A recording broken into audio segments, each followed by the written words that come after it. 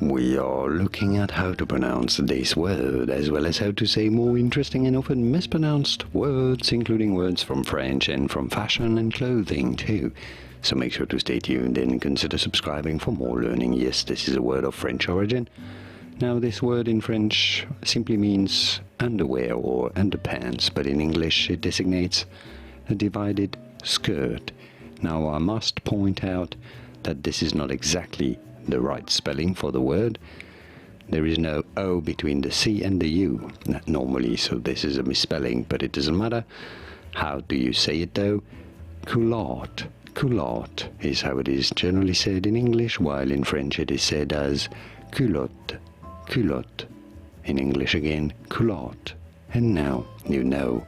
Here are more videos on how to pronounce more interesting words and names whose pronunciations aren't always obvious. I'll see you there to learn more.